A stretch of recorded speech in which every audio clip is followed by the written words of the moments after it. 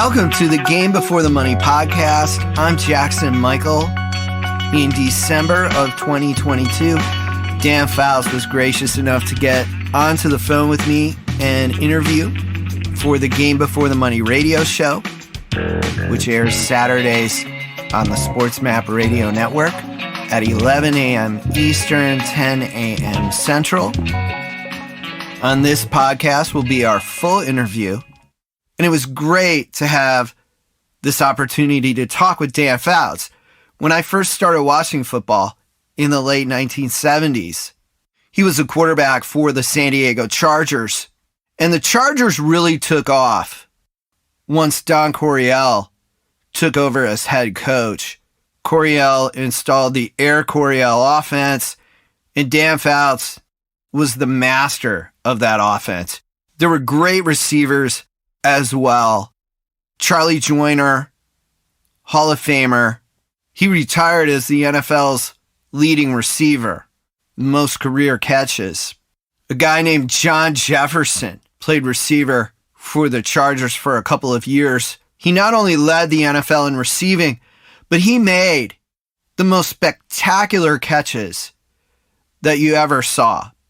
You see guys make one-handed catches today, and it's all over social media, and that's great.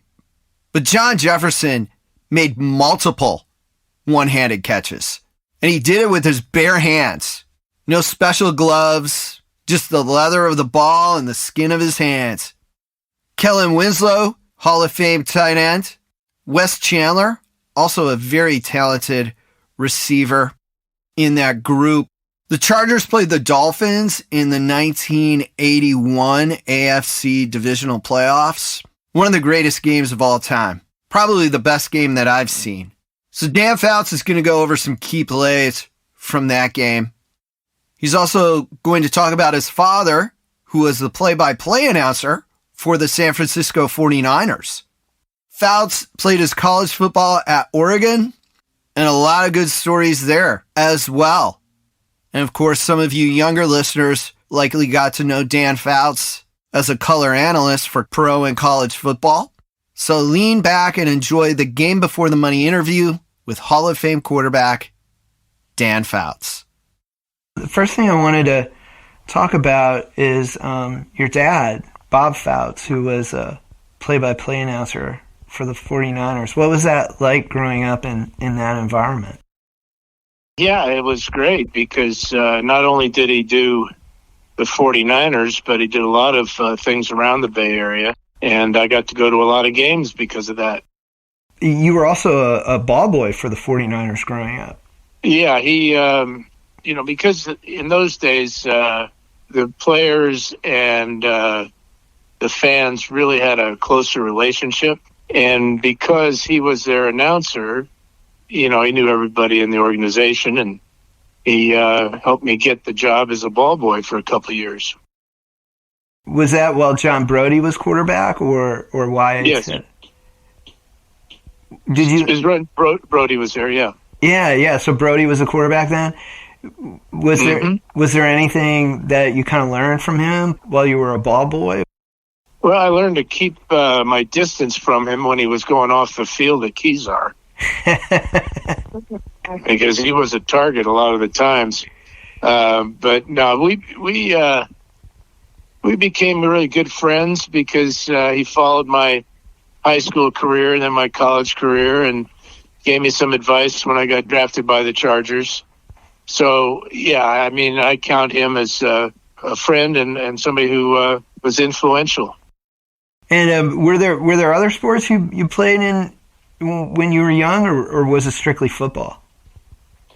No, we played whatever the season was, and summer was baseball, fall was football, winter was basketball, and then track in the spring. So we just, everybody was the same back then.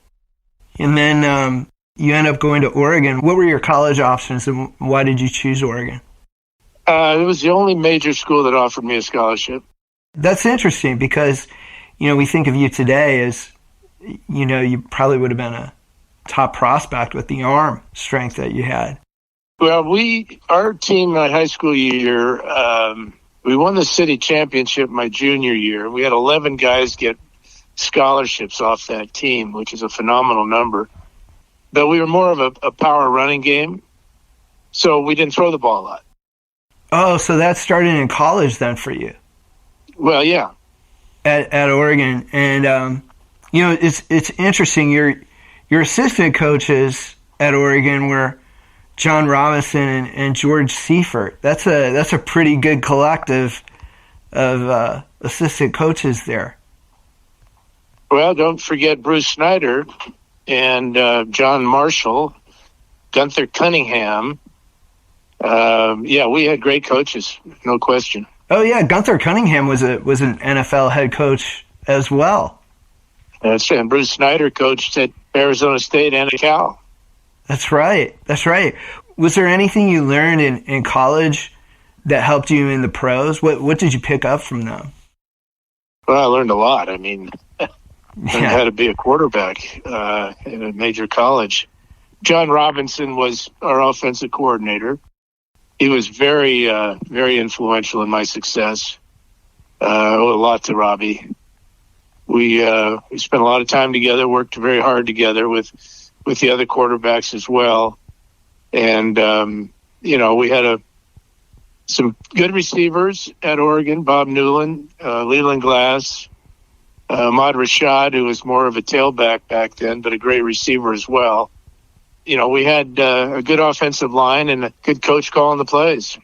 Yeah, and, you had some big games in college. The UCLA game as a sophomore, you threw the game-winning touchdown with 30 seconds left. What was that play planned, and how did you execute that one? I got knocked out of the game after a quarterback sneak that went awry. So Tom Blanchard came in and threw 2 touchdown passes to Ahmad, and so he got hurt. I went back in, and we ran the same type of play, but instead of hooking up the tight end, who was Greg Specht, we sent him on a post and swung Ahmad out the same way we had earlier on his 2 touchdowns, and they all went after him and left Specht wide open. Oh, okay. They were compensating for Rashad then. That's great. No question. And it was a really good play call by John Robinson to recognize that and just alter the play slightly. And that was a remarkable year for Oregon, because you also led them to a victory over USC that year. Yeah, that was a good one. 10-7 in Eugene, and I don't remember a whole lot about the game because there wasn't a lot of memorable plays in it, except our winning touchdown by Ahmad. We did have to get a helicopter in prior to the game to blow the rain off the field, all the water off the field. That was kind of exciting.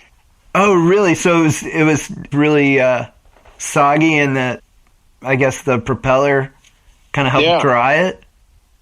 It blew the water to the sidelines, yeah. It was an AstroTurf field, so that wasn't that big a deal. Oh, wow.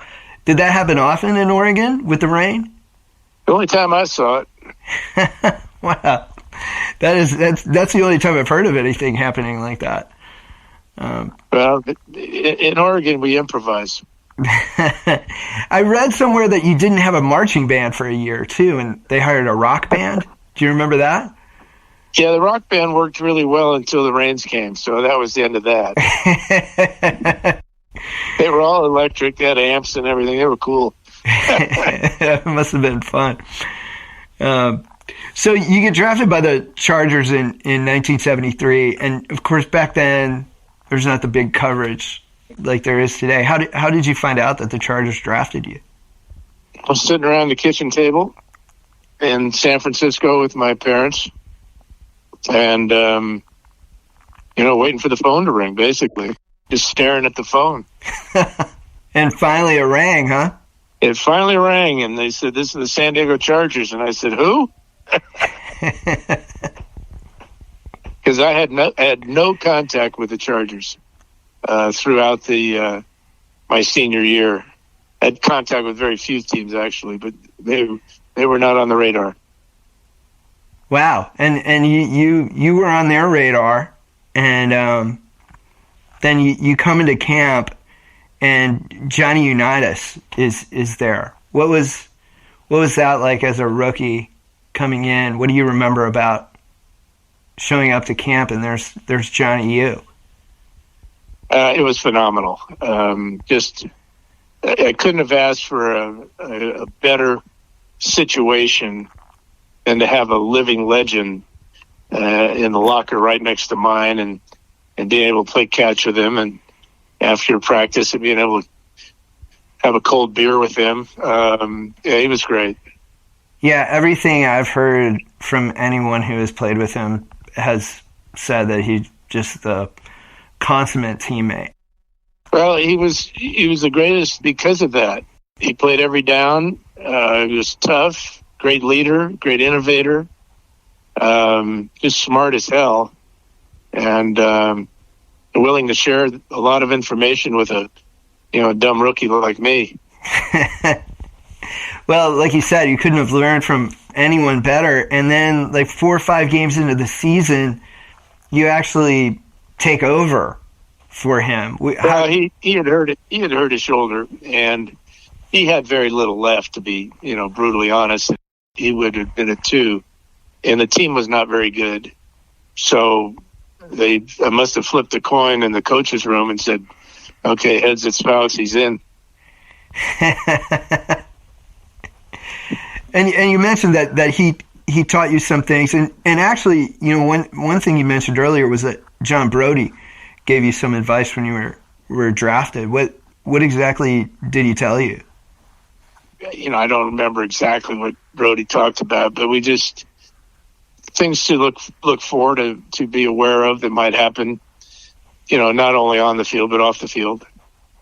Just being a quarterback and the language that we speak is a little bit different because of the empathy involved and the knowledge involved. But both of them were really important and were really good to me. Another legend comes in 1976. The Chargers hired Bill Walsh as their offensive coordinator. That was another dream come true. Walsh was fantastic. He just basically broke my game down and rebuilt it from the ground up. And by that I mean, the footwork, timing, the reads involved, just all the things that he wanted in a quarterback that would lead to success. And if you think back on the quarterbacks that he worked with, Greg Cook and Virgil Carter and Kenny Anderson and of course, Montana and Young, you see a lot of similarities in the way that those quarterbacks played and obviously in the success that they had. Yeah, definitely. Wow, that's really good, and that's something that I look forward to watching in film too. Because now that I think about it, your footwork and Joe Montana's footwork did have some similarities to it, as I picture it in my head. Well, I take that as a great compliment because I think Montana was one of the smoothest ever. I think if you look at Anderson and Montana, you'll see a lot more similarities because they're just both of them tremendous athletes and very, very smooth. And then also in 1976, another great partner in your career comes in, and that was Charlie Joyner. What made him what he was as a receiver? Well, he was with Walsh in Cincinnati, okay? And when Walsh came to San Diego, one of the first things he says is, he said, "I'm going to get you a receiver." And the next thing I know, here's Charlie Joyner. And I really didn't know anything about Charlie, but once I started working with him, I felt so in tune with his speed and his knowledge and his ability to read defenses on the run that I think really led to a lot of our success because he's so smart and so aware and then so tough for a guy that is not very big, but his ability and his fearlessness over the middle of the field where the big guys are and the traffic is, and his ability to work his way into openings, just amazing. Yeah, that's what I remember about Charlie Joyner, watching him go over the middle and catch the ball with a couple of guys right there, ready to hit him. He was really a typical Grambling player. Smart, tough, athletic, just straight arrow guy that just got it done. And then jumping to 78, Don Coryell comes in a few games into the season. What was his early message to the team there? I think you guys had a losing record at the time, but I think you ended up 8-4 with him. Yeah, I think we were 1-3 at the time. So 9-7, that makes sense. Well, he came in and he just gave us an attitude, and it was like a breath of fresh air because one of the first things he said to us in the team meeting is that people think I'm crazy to coach you guys to take this job because you're 1-3, you haven't won any games in a long time, and the thing is that I may be crazy, but we all got to be crazy to play this game. And we all started laughing. And we are crazy. And okay, well, let's go out and have some fun then. And he didn't immediately change the offense, but each week he added a little bit. And each time he added something, it worked. And so we were hungry for him to add and add and add and add. And he did. And that's why we kept building on, the success that we had. That's really neat to hear because usually you think about, the Air Coryell offense and hearing about it, you'd expect it just to be plugged in all right away, but it was brought in increments, it sounds like. Well, that first year, you take over middle of the year or the beginning of the year, and so you would be asking a lot of your players. And as you mentioned, the success we had is because he did add it incrementally. But the other thing that he did is that he studied what we had done with Bill Walsh and the concepts of sideline to sideline short passing game.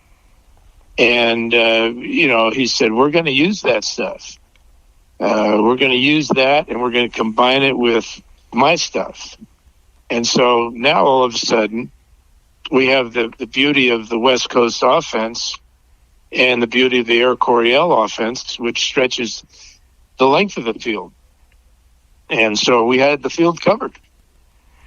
Oh, wow. That's really insightful. Because I definitely remember you guys stretching the field from side to side, especially with short passes to the running backs in the flat.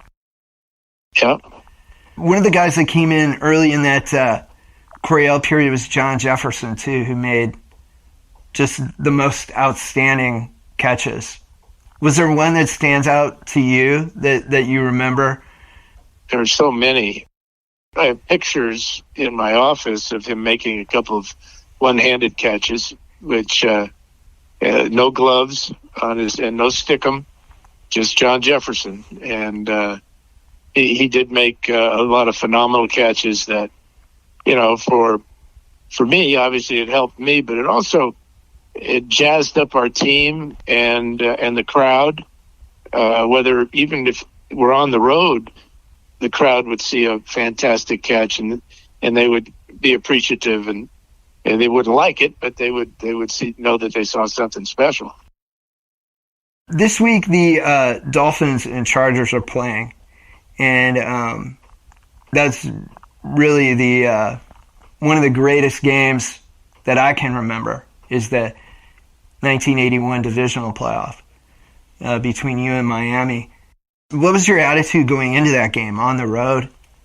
Did you expect to jump out to a big lead like that? No. Yeah, we're on the attack all the time, but to get to 24-0 in the first quarter, that We got special teams play out of that. We got defensive interception out of that. We took advantage of our field position and, kind of, knocked them back on their heels. But you don't go into a game ever thinking you're going to do that. It was a playoff game, and playoff games are special because it's win or go home, and nobody wants to go home. So they didn't want to go home, and that's why they fought back and played a great game. Yeah, by halftime it was 24-17 after that hook and ladder play. What did you guys talk about at halftime? Were you guys stunned, or were you guys just kind of like, well, we still have the lead? At halftime, you usually just want to know what we're going to do next. And so the coaches spend some time with themselves as the players are just kind of resting. And then the last couple of minutes of halftime, they get the chalkboard out and they start saying, okay, this is what we're going to run on first down, on second down, on third down, and just go through the game plan and, make the adjustments that they saw in the first half. But there's very little time really and really pep talks don't do you any good. All players want to know is, what do we do next? They don't want to be yelled at. They just want to know, call some good plays. Now, one of the best plays that you ran in the second half was that touchdown pass over the middle to Winslow in the third quarter. What was the plan behind that? Well, actually it was a double move by Winslow. We'd thrown him a couple of out routes, and he ran a good route. He faked to the outside and then cut back to the post, and that's what the play called for. But the key play that was made was by John Cappelletti, our fullback. His job basically was a free release to go out into the flat, but he saw the corner blitz, and he nailed the blitzer, and not only nailed the blitzer, but nailed him into two other guys that were rushing the passer. So a phenomenal play by Cappy to come off his route and recognize the blitz, and that gave me time to find Winslow. Oh, wow. That is incredible. Yeah, there's so they say that football is the ultimate team sport, and that really is an ultimate example of it. Yeah, well, if you ever watch the game and you want to look at that play, just watch what Cappelletti does. It's phenomenal. And I'm definitely look forward to doing that. And then you got the ball back with, I guess, about 4.5 minutes left, and you guys need a tie. I guess you got it after a fumble. Louis Kelcher forced a fumble. Yep.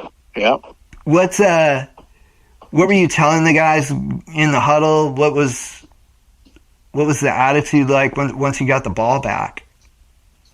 Well, it's nothing really to say. These guys aren't stupid. They can see the clock and the score and where we are on the field, and they just want to know what the play is. And so, I would encourage them. I'd say, okay, here we go. This is what we need to do, and here's the play. And that's the way it worked with us. I mean, again, a pep talk at that point is just a waste of breath.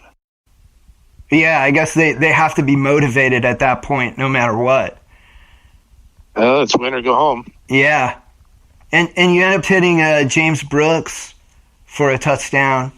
Do you remember the secret behind that play, or what the plan was? Well, I do, and it was a pass intended for Winslow. I was forced out of the pocket, and I thought I could lob it to Winslow, but I think he was just out of gas at that point because he was so phenomenal the whole game. And Brooks made a brilliant play. Once I escaped out of the pocket, he recognized it and really kind of paralleled me, and I didn't see him at all because I wasn't looking for him. I was looking for Winslow and, basically overthrew Winslow, but there was JB right there making the catch. It was just a really, you talk about football IQ, that's what football IQ is, recognizing a situation and finding a solution. Oh, yeah. Mid-play and in the middle of win or go home. Yep. Winslow, of course, he blocked an extra point. He had 166 yards receiving. He blocked a field goal. Yeah, that's right. He blocked a field goal at the end. That's right. It was a field goal. That's right. Leroy Jones blocked another field goal. Oh, so you guys had 2 blocked field goals in that game. Yeah. Wow. That's, they say, offense, defense, special teams, it takes all 3. Kellen Winslow, he was exhausted coming off the field. I'm sure everybody was exhausted after that game. How long did it take to recover from that game? Was it because it was so long? Did it still affect you the next week in Cincinnati? I don't think so, but there was a lot of travel involved. When we would travel to the east, anytime we crossed the Mississippi River, we had to refuel because our plane was so small that we were flying in. So both Cincinnati and Miami are across the Mississippi, so our trips were long. There's no question. Oh, wow. So your chartered flight always had to stop for gas mid-flight on cross-country trips? That's right. Wow. That is something that is forgotten in football now. Yeah. So you retired and you became a broadcaster. Was that kind of a natural thing because of your dad? I knew I wanted to give it a try and was given an opportunity. So, yeah, he was obviously influential in that with his encouragement and criticism and just his expertise. And then you worked alongside Keith Jackson. Among others, yeah. Yeah. Was the best game that you did most exciting? Would that have been the USC-Texas game, which was Keith Jackson's final game? I would have to say yes, obviously, for many reasons.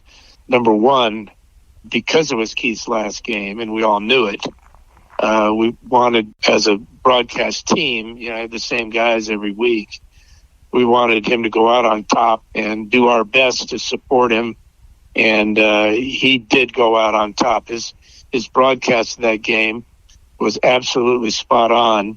And the game itself was a classic. Well, Dan, I want to be respectful of your time, and I really appreciate you chatting with me. Is there anything else that you think is important? I had, 2 great careers, and very fortunate to have worked with and played for and played with phenomenal people. It's just a lucky guy. Thank you for listening to the Game Before the Money podcast. Be sure to visit thegamebeforethemoney.com. The Game Before the Money Oral History Foundation is a 501c3 nonprofit. You can make a donation at thegamebeforethemoney.com. Transcriptions of some podcasts are available at thegamebeforethemoney.com and are powered by our transcription partner Sonix. It's Sonix. Visit sonix.ai to learn more about their automated transcription services.